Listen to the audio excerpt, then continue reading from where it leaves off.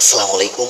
আজকে যে টপিক নিয়ে কথা বলবো এটা হচ্ছে খুবই গুরুত্বপূর্ণ একটি কথা এবং সত্য ঘটনা। ভিডিওর থাম্বনেল দেখে বুঝে গেছেন এটা কোন টপিক নিয়ে ভিডিও চলতেছে। ইনি সেই ভাগ্যবান তরুণ আমের মাহদি মনসুর আল গাজ্জাফি, যাকে ছাড়া বিমান মক্কায় যাচ্ছিল না। একজন লিবিয়ান যুবক, তার নাম আমের, সৌদি আরব যাচ্ছিল হজ করার উদ্দেশ্যে। যেই মাত্র এয়ারপোর্টে পৌঁছালো, তার নাম নিয়ে নিরাপত্তা সংক্রান্ত একটি সমস্যা দেখা দিল। নিরাপত্তা বাহিনীর লোকেরা তাকে বলল, একটু অপেক্ষা করো, আমরা চেষ্টা করছি সমস্যাটা সমাধান করাতে। এই সময় অন্য সব হাজিরা তাদের প্রক্রিয়া নিয়ে শেষ করে প্লেনে উঠে পড়লো আর প্লেনের দরজা বন্ধ করে দিল। কিছুক্ষণ পর সমস্যাটা ঠিক হয়, কিন্তু পাইলট দরজা খুলতে রাজি হলো না। প্লেন চলতে শুরু করলো এবং আমেরকে ফেলে রেখে উড়ে চলে গেল।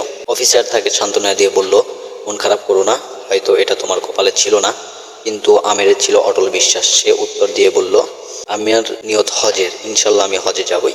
হঠাৎ খবর এলো প্লেনটি যান্ত্রিক সমস্যা হয়েছে এবং তা ফিরে আসছে। প্লেন ফিরে এলো, মেরামত করা হলো, কিন্তু তাও পাইলট আমেরের জন্য দরজা খুলতে রাজি হলো না। অফিসার আবার বলল, হয়তো তোমার ভাগ্যে নেই। কিন্তু আমের ছিল দীর্ঘ বিশ্বাসী। সে আমার নিয়ত হজের, ইনশাল্লাহ আমি হজে যাবই, এই কথা আমের সাহেব বলল। প্লেন আবারও উড়ে গেল। কিছুক্ষণ পর আরেকটি খবর এলো, প্লেন আবারও সমস্যা হয়েছে। এবার নিজেই পাইলট বললেন, আমি আর উড়বো না যতক্ষণ না আমের প্লেনে উঠে। শেষ পর্যন্ত আমের প্লেনে উঠলো, তারপরে কিন্তু এয়ারপোর্ট থেকে সৌদি আরবের উদ্দেশ্যে প্লেনটি রওনা। আল্লাহর সাথে কি অসাধারণ সম্পর্ক এই ব্যক্তিটার। আল্লাহ যাকে কবুল করেন, দুনিয়ার কোনো শক্তি তাকে ঠেকাইতে পারে না।